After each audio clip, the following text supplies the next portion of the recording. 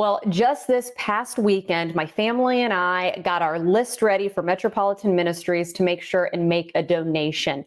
Families and neighborhoods are doing this, but also business leaders of our community because the need is greater than ever. And I don't think we can talk about this enough. That's why we're bringing in our friend Scott Fink from Hyundai of Newport Richey. Scott, it's always good to see you, especially this time of year when we get to talk a little bit about your work in the community. How are you? I'm well, Natalie. Thank you. And I really appreciate you guys having me on today. Oh, we appreciate you coming in and talking about this. And as a business leader of the community that people recognize when it comes to your dealerships, to see you giving back and to see that passion of yours, especially when it comes to the need for food. Let's dive in and talk about it. What are you hearing out in the community and how can people give back? Sure, Natalie. Thank you. I've been a board member of Metropolitan Ministries for a dozen years now, and I chair the Pasco group up here. And the need is unprecedented. That's a word that we've come to get used to since the start of the pandemic. The holiday tents are up. The holidays are upon us. Two locations. We have the main location in Tampa on Rome Avenue, and we have the Pasco location at 3214 US Highway 19. There's only 11 days till Thanksgiving, and there's never been a greater need. Every year, MetMin leans on the community to rally and step up and help those who need support. Food insecurity is at an all-time high. We don't want these families to be without Thanksgiving meal. To give you some perspective on how broad the need is, Natalie, it will take 60 semi-trailer truckloads of food, more than 1 million pounds, to meet the demand this year. That really comes down to 20,000 plus boxes of food. We break that down to 1,600 boxes a day. We need numerous non-perishable items: canned yams, stuffing, cranberry sauce, instant potatoes, canned fruits, and we need turkeys. Lots and lots and lots of turkeys.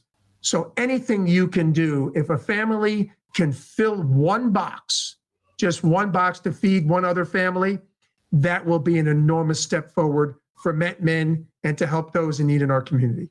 I'm going to actually bring up a situation of my family to talk about how anything you can give can help. We did our turkey through Shipt. We had delivered to our house, and I was disappointed when I saw how small it was.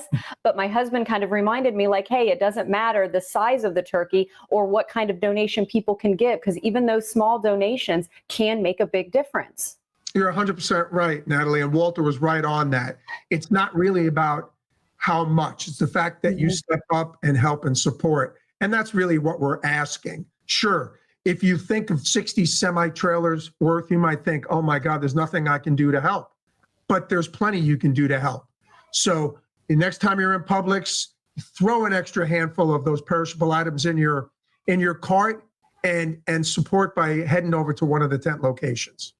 We've been able to hear Tim with Metropolitan Ministries talk about how the need is so great, the reasons why, and the many of these people have not had to seek help before for food insecurities and find themselves in the situation because of the pandemic. And I know we've talked about it for months, but the pandemic really has played a role in this. And these people who maybe are dealing with this year, this is a first time. That's exactly right, Natalie. And what we like to talk about, we don't like to talk about, but it's true, is that people or people that you walk by or people that are friends of yours or associates of yours, they could be in trouble. And it's a very difficult thing to ever admit. So that's why you can do this and help. And MetMin brings dignity to the process. There's no judgment here. We just want to help and support those in need during these challenging times.